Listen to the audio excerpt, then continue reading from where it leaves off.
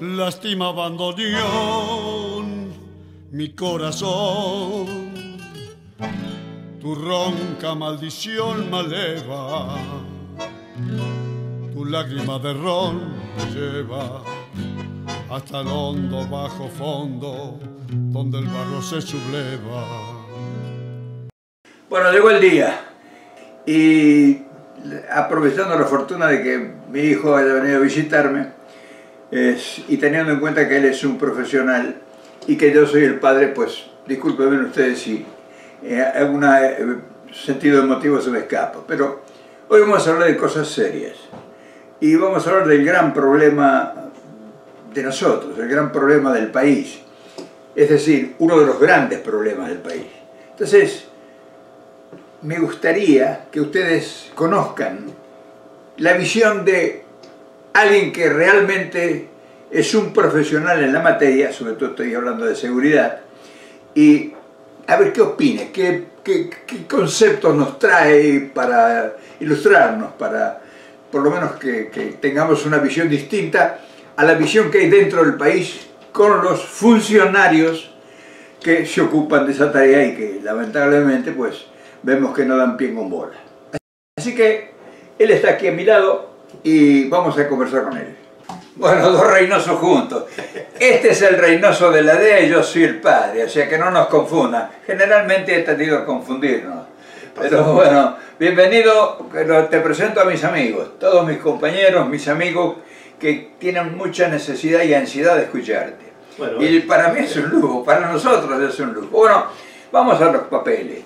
Quiero que me hables vos, ¿qué es la inseguridad? Bueno, antes de eso quiero agradecerle al viejo que me invitó a estar acá en el video con él, a mandarles un fuerte saludo a todos los amigos, colegas, compatriotas. Es un honor estar aquí con el viejo, no solo por el sentimiento que me une familiar, sino también porque él está tratando de hacer algo útil a través del uso del video, de la palabra. Yo en el cambio mío lo he hecho en otra forma, en servir a la sociedad, todo el mundo en realidad, trabajando para el bien, para mejorar, y en estos momentos en que la crisis delictiva, la crisis económica, es social y hay problemas en todo el mundo, es un honor y un momento interesante de estar acá para poder hablar un poco del tema de lo que en realidad siempre nos ha afectado y que nos une. Adelante, adelante. ¿Qué es la inseguridad? Bueno, hay muchos temas, o sea, la inseguridad, según los eruditos y lo que los explican, tiene largas explicaciones, pero básicamente para la sociedad, para la gente, para el ciudadano que se sienta en la cocina, en la casa, en el barrio, el padre, la madre, el hermano, la inseguridad es miedo. ¿Miedo? Miedo, es miedo, la inseguridad es miedo. O sea, ¿qué es la inseguridad? Cuando yo le digo pregunto a la gente, ¿usted es inseguro? La gente me dice, yo tengo miedo. O sea, yo vivo en un país seguro, pero viajo constantemente a través de todo el mundo en países muy inseguros. El tema de la inseguridad que se ha ido descarrilando cada vez más, o sea, hay razones por las que ha incrementado la inseguridad. O sea, la inseguridad no apareció desde anoche a la mañana, es una cosa, un proceso. ¿Cuáles son los? Y los procesos, y particularmente, vamos a centrarnos más bien en Latinoamérica. O sea, es muy fácil hablar de seguridad y de sistemas de seguridad y cómo funciona y cómo se arregla. Cuando uno vive, por ejemplo, nosotros que vivimos en Estados Unidos, que tenemos el privilegio de tener un presupuesto enorme, una policía profesional, y a pesar del crimen acá, a pesar del gran crecimiento del delito, se controla. Eso es lo que sucede en Latinoamérica, no hay controles. ¿Pero qué? ¿Es un problema político o es un problema social? Es ambos. O sea, los políticos son los culpables, muchísimas veces, los malos políticos, del gran crecimiento de la delincuencia. Por razones económicas, por razones sociales, por razones de extrema derecha. O sea, lo interesante de que la inseguridad, en realidad, es causada por los políticos malos, pero la inseguridad no es una palabra política, porque, por ejemplo, el que sea uno de un partido político de extrema derecha o de extrema izquierda o centrista, es afectado exactamente igual. O sea, el delincuente no viene y le pregunta, perdón, ¿usted de qué partido político es usted? Eso yo quería preguntar, ¿cómo afecta la inseguridad a la sociedad? Bueno, es ahí el tema, es ahí el problema que ahora en el siglo XXI nos estamos dando cuenta de cosas que nos han venido sucediendo desde hace 20, 30 años, 50 años atrás. O sea, a medida que ha ido incrementando el problema de seguridad se ha intrometido más. Es más, hoy cualquier político que hace una campaña política en cualquier país, hace una campaña política, habla de 3 o 4 temas siempre los mismos, todos, en el país que quieras. Habla de la economía, particularmente en Latinoamérica, porque en Latinoamérica las economías están hechas pedazos, la mayoría. Hablan de la economía, hablan de la educación, hablan de la salud y hablan de la inseguridad. Y trabajo, por supuesto. Bueno, el trabajo es parte de la economía, parte del proceso, pero la inseguridad ha llegado ahora a tener una base política importante en todos los discursos. El problema es que lo usan, porque la gente tiene un problema en serio, usan eso, lo escucha a la gente y cree, pone esperanzas en ese candidato, en ese supuesto candidato o el nuevo presidente. Lo que sucede es que continúan haciendo cosas que nunca sirvieron. O sea, ¿quién va a querer venir a invertir en un país donde el Estado no protege a su ciudadanía? Y no protege a su ciudadanía en distintas formas. O sea, proteger a la ciudadanía no quiere decir nomás que le ponga su policía en la esquina. Es decir, el inversor que pudiera venir a poner una industria, o que si ve problemas sociales, o si ve delitos, si ve inseguridad, no invierte. En el único ambiente donde el inversor viene a poner en situaciones de esas, es en el narcotráfico. Ahí sí, pero eso es otro tema, eso lo vamos a hablar más adelante. El único inversionista que viene a países con problemas sociales delictivos es el narcotráfico. La banca, los individuos que trabajan en todas las obras que se unen. Pero vamos a hablar de la industria de la que el ciudadano se beneficiaría. No quieren venir. ¿Cómo voy a venir a invertir a un país donde no pueden proteger a su gente? Porque además el problema es el siguiente. Donde hay inseguridad en una sociedad, la sociedad le retribuye al Estado ¿con qué? Al gobierno ¿con qué? No le cree. Sí, y cuando no hay creencia del pueblo hacia el Estado, hacia el gobierno, hacia quien está encargado, también hay otras situaciones que se desarrollan. Al no creerle al gobierno, no le cree a las instituciones. Al no creerle a las instituciones, no respeta la ley. Entonces hay una forma de anarquía social. Hay una forma de anarquía que se expresa a través de grandes disturbios, a través de grandes situaciones económicas, a través de desesperación, a través de gritos, y entonces ahí es donde tenés el problema. ¿Cómo afecta? Ahí es donde salen individuos que manipulan esos temas problemáticos, la seguridad siendo uno de ellos, en el que salen a hacer gran onda de que ellos van a solucionar. Mentira, no van a solucionar nada. Es decir, no tienen la idea esos individuos, esos que son parte interesada del problema, es decir, puede ser, por ejemplo, esos individuos puede ser la banca, puede ser los medios de comunicación, puede ser los jueces, puede ser la justicia. Todo mundo tiene un interés personal. Todos los ciudadanos, todos los seres humanos tenemos intereses personales. Yo tengo un interés personal en algunas cosas. Vos tenés otra, la gente tiene otra, todo individuo. Y cada individuo que considera un núcleo, ese núcleo tiene un interés personal, que es protegido por sus propios ideales, sus propios sistemas. Ahora, cuando el interés personal es selectivo y es un grupo nada más, y la mayoría sufre las consecuencias, se causan los grandes problemas.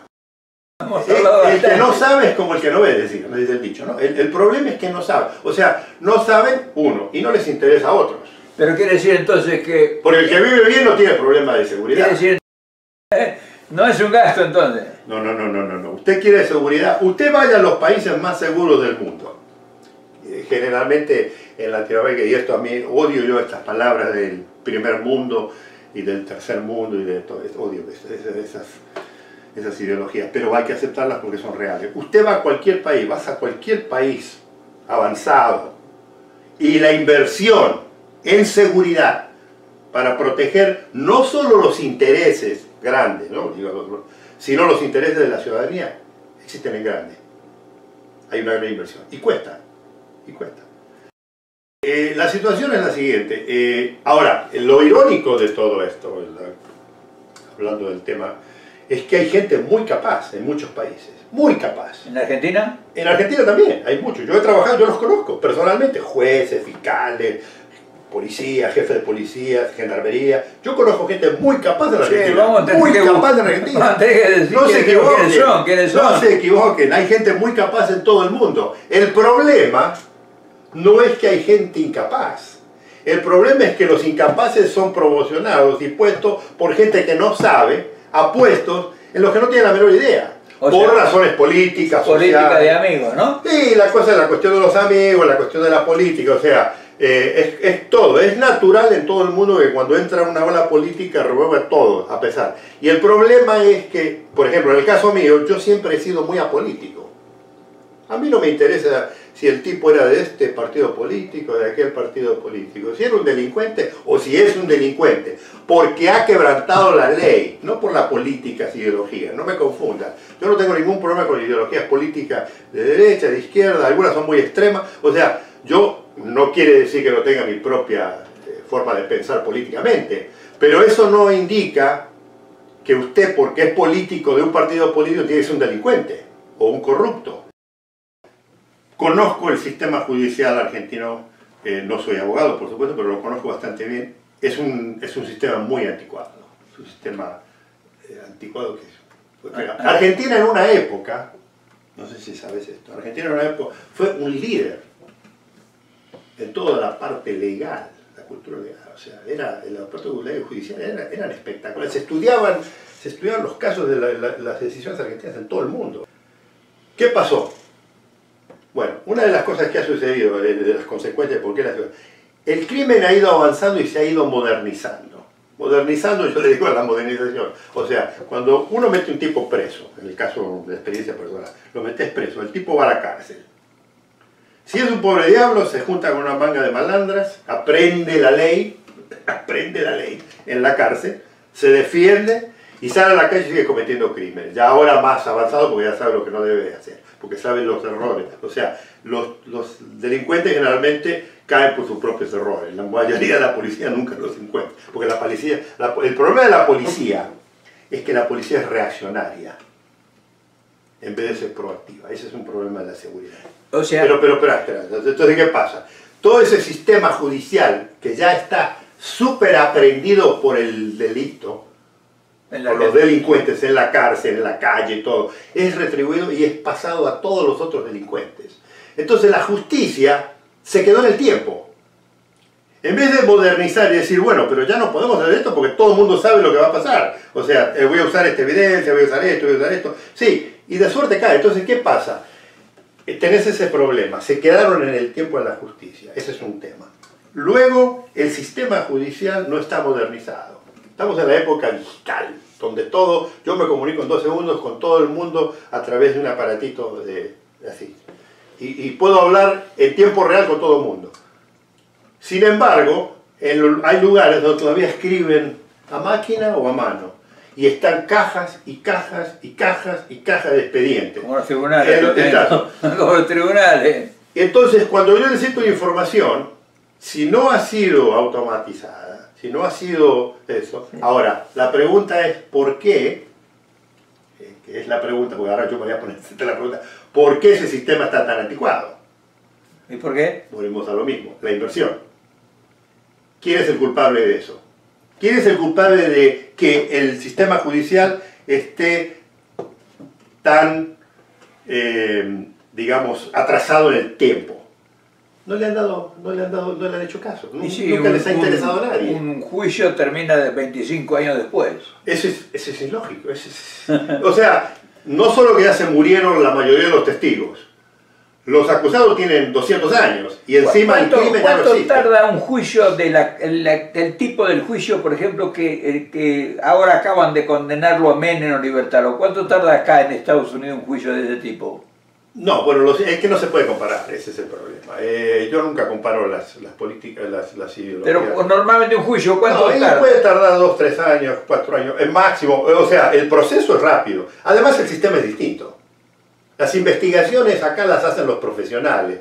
Eso me importa. Eso el sistema judicial no funciona. El sistema judicial tiene una función muy especial. O sea, uno de los problemas que ustedes tienen en Latinoamérica, el sistema judicial en Latinoamérica es anticuado del año del caldo, porque lo adoptaron del sistema europeo, que el europeo no tiene el problema de la onda delictiva que han tenido otros países, por ejemplo Estados Unidos. Si Estados Unidos siguiera con el sistema, bueno, el sistema de Estados Unidos es un sistema anglosajón, mucho más rápido. Es un sistema, y que irónicamente en muchos países ya lo están empezando a adoptar. Porque, ¿qué pasa? El sistema antiguo no funciona, se establece. O sea, que un juez y un fiscal lleven una causa o 10 causas es ilógico. No puede un tipo investigar, por más que quiera, todo un sistema. No se puede. ¿Y quién investiga? ¿Cómo? ¿En el sistema nuestro? Sí. No, tenemos profesionales, para eso tenemos los profesionales. Un profesional, para investigar. Igual que un médico que se especializó en problemas cardíacos, tenemos profesionales que se especializan en ciertas cosas, sobre todo en crímenes muy específicos. Hay profesionales que han dedicado 25 o 30 años de su vida, que cuando te miran nada más ya saben toda la historia detrás, que cuando le venís con una mentira, te doy toda la historia detrás. Pero ¿qué pasa? Cuando una persona tiene que hacer todo ese trabajo, él o ella tiene que hablar con todos los testigos, hablar con todos los delincuentes, hablar con todos los policías, eso es una infinidad de tiempo, es el infinito. O sea que el juez y el fiscal... Bueno, la figura del juez y el fiscal acá es totalmente distinta. El juez es el referí en la cancha. Él ve la situación y él decide. Que le lleva el fiscal. El juez es el... ¿Cómo sería el proceso? Aquí el proceso de investigación. Aquí tenés una serie de investigadores muy profesionales que se especializan en un tema. El profesional que investiga. Él recibe la queja. Que no es ni fiscal ni juez. No, el fiscal y el juez tienen la parte judicial. El investigador hace totalmente la investigación, recopila toda la evidencia en conjunto, entrevista a todas las gentes, los malos, los buenos, los testigos, los culpables, todo el mundo. Hace una carpeta y se la presenta al fiscal. El fiscal, que sabe la ley, el policía también la sabe, el investigador la sabe, pero el fiscal es el que sabe todos los detalles, porque el fiscal es el que cerciora que todo se hizo a través de la ley. Que no hubo trampas, que no hubo corrupción, que no hubo agresión, que no hubo represión, que no tortura, todas esas cosas. Se la presenta el fiscal y el fiscal hace el último. Y eso va a un juicio. Hay un juez que dice, perfecto, hay suficiente evidencia para llevarlo a juicio. Se presenta eso en un juicio y el fiscal y el abogado defensor presentan su caso y defienden la... Y el juez, en el caso de un juez, o acá también está jurado, evalúa si la evidencia es suficientemente fuerte y evidente para... Pero él no decide meter en cana a alguien o dejarlo en libertad. El juez, o sea, es un proceso, porque ese es un proceso, te digo, es un proceso que funcionaba cuando eran pocos delitos. Pero hoy, por ejemplo, yo sé que en países hay jueces que llevan 10, 15, 20 causas. ¿Cuánto tiene tiempo un juez de 10, 20 causas? No, 15 causas. Argentina que llevan 200 causas. No, pero, o sea, una persona que lleva... O sea, yo he llevado casos. Yo cuando era investigador, tenía varios casos. ¿Vos fuiste investigador? Yo fui investigador y tenía varios casos, federal y local. Llevaba varios casos. Entonces, ya cuando hacía más de 4, 5, 6, 7 casos, ya te empezabas a... Porque, ¿qué pasa? Estás pensando en cómo resolver esta situación. Porque un caso muy delicado lleva cierta cantidad de posición que uno tiene que estudiar. O sea, es mucho trabajo mental. Recabar información. Recabar información, hablar con testigos, entrevistar a posibles víctimas, entrevistar a posibles culpables. Todo eso es un proceso que ningún tipo de la justicia lo sabe hacer mejor que un investigador que lo hace día y noche. Todos los días. Cuando uno habla con la gente en la calle constantemente, como lo hacen los investigadores aquí, los policías de aquí, aprende uno a discernir entre la verdad y la mentira. Che, pará un cachito. Vamos a hacer una pausa porque si no el video se va a hacer interminable. Una persona que no es creíble no sirve, en primer lugar.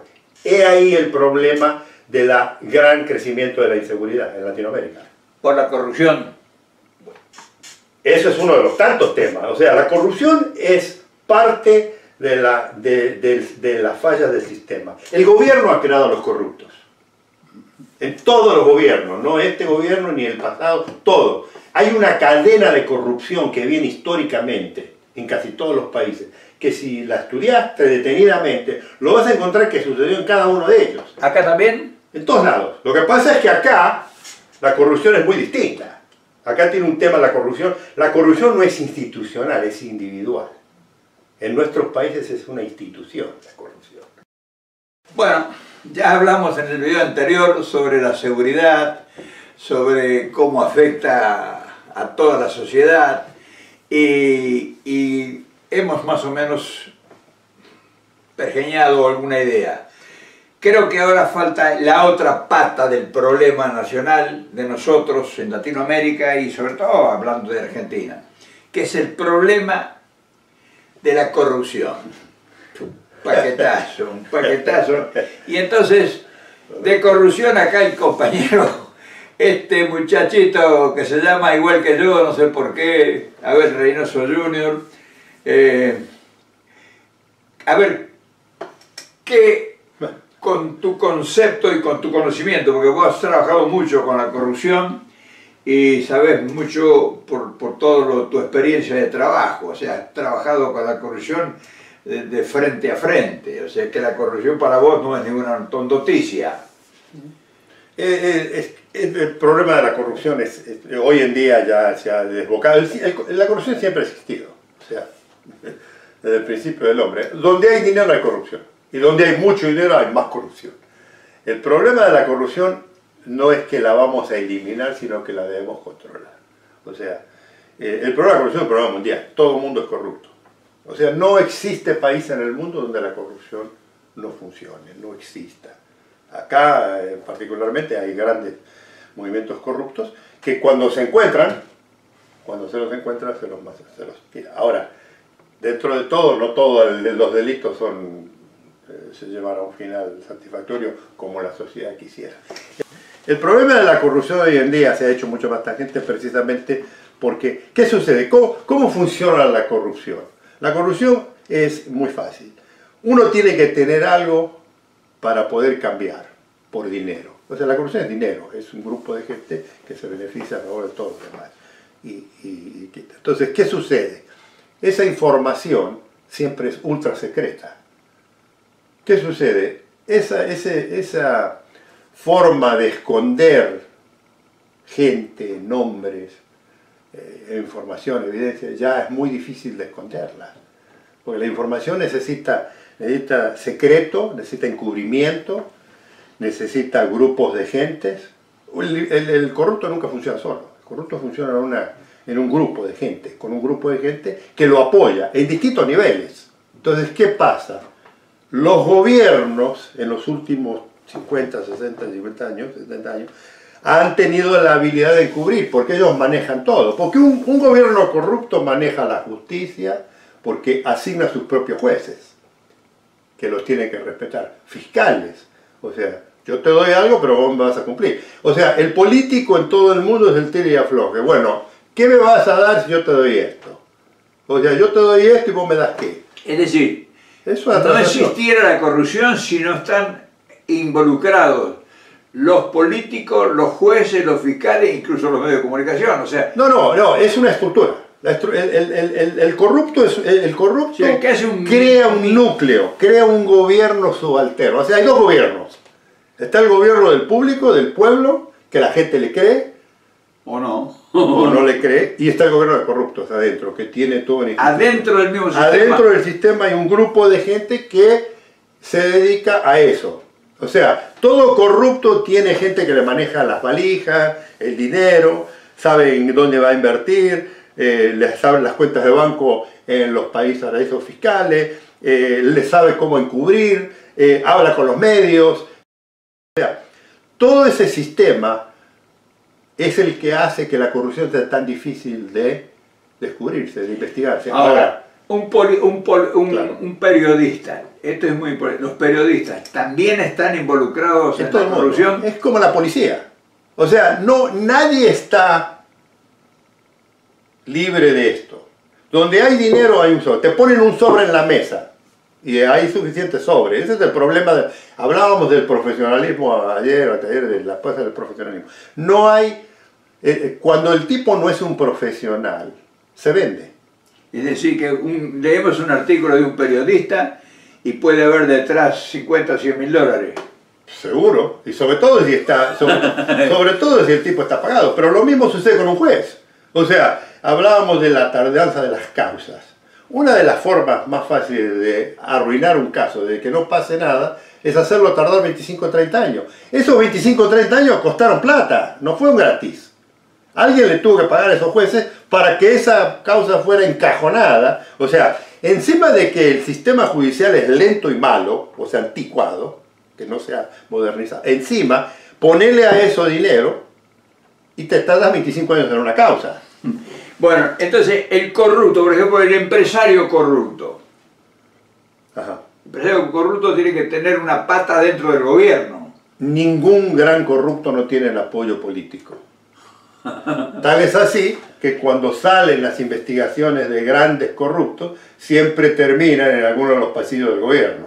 Algunas funcionan, ya sean vías telefónicas, ya sean reuniones.